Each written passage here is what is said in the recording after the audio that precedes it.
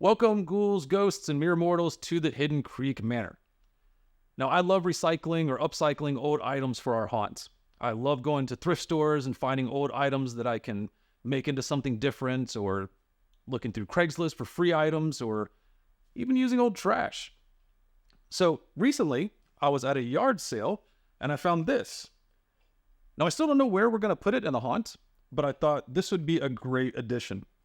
So my plan is to, well, first off, clean it up. It's pretty dirty. It's probably been sitting in someone's attic or garage for quite some time.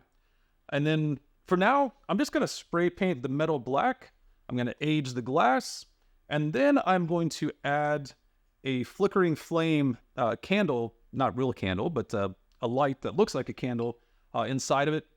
And then eventually we'll figure out what we're going to do with it, maybe age it or do some other things to it. So let's get to it. And we're going to start by cleaning it, and we're going to take it apart, and then we're going to get to the good stuff.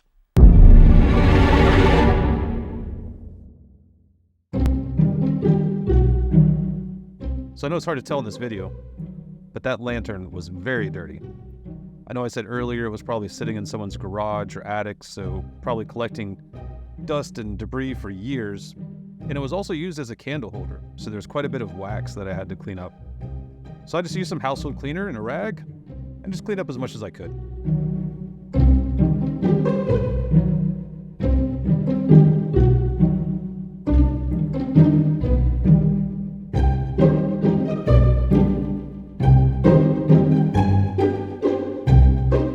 It actually came out quite nice when I finished cleaning it. I almost felt bad about taking it apart and painting it. So taking this thing apart was actually pretty easy. There were a few nuts on the top and a few nuts on the bottom. I loosened those and took them off. Once those were off, I could take the top off, and the sides fell right off, and the glass came out with no issue.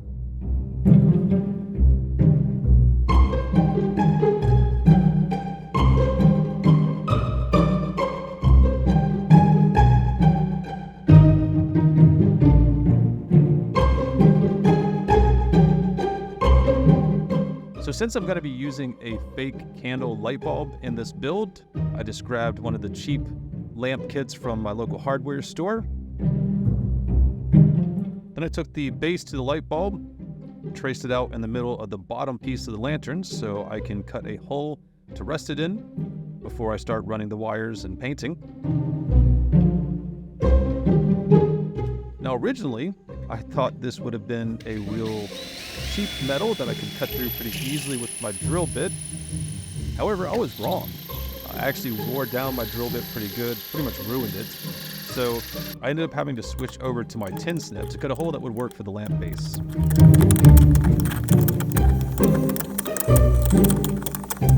So once I got it cut to the right dimensions and the lamp base was able to fit nice and snug inside of it, it was time to start painting.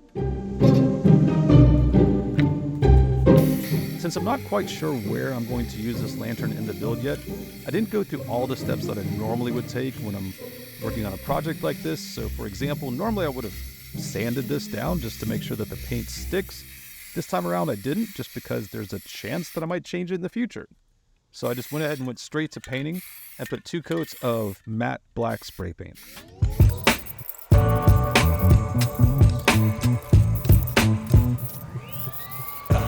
Now for the glass, I actually found out the hard way that this particular brand of clear coat, if you get the matte finish, does leave almost like a film over whatever you're painting.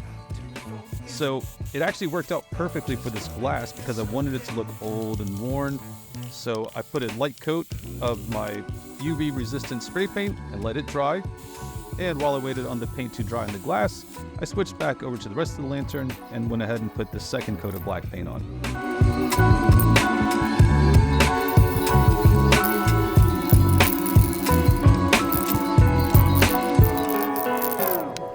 And once the UV resistant paint dried on the glass, I wanted to just lightly spray the top of it with the black spray paint. That way it'll give it the look that the candle has been burning in there for quite some time and has left kind of a black soot mark on the glass. One thing I messed up though is I spray painted the bottom instead of the top. So if you are following along and you're working on a lantern of your own, make sure that you're spraying the top of the glass where the flame actually would leave the soot, not the bottom. Don't make the same mistake I made. And you really just want to be very light with this paint. You can always add a second coat, but you can't take the paint away. So just be very careful whenever you're adding that black paint, just to give it enough so that it looks natural. So now that all the paint is dried, it's time to start wiring the lamp. Now, I got really lucky with this one. There were holes in the bottom of the lantern, so I did not have to really drill any holes in the bottom. All I had to do was stick with that hole that I made earlier. So I ran the wire through the bottom and up and through the middle, and then attached the positive wire to the positive end of the lamp fixture and the negative to the negative. If this is your first time doing this, it's really easy. A lot of times these lamp kits come with instructions, so if you follow the instructions, you should be good to go.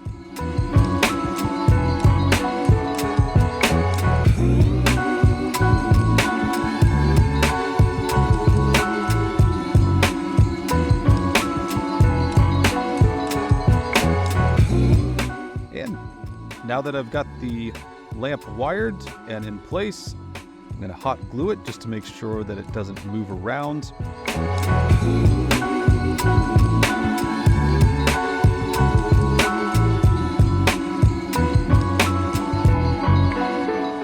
And now it's time to put everything back together again.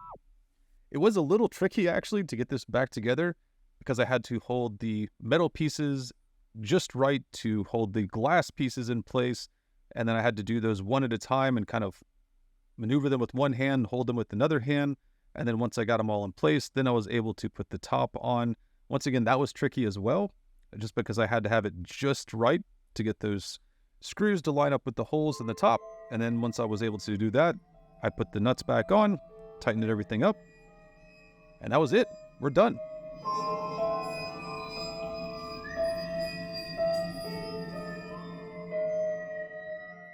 So let's take a look at the final results.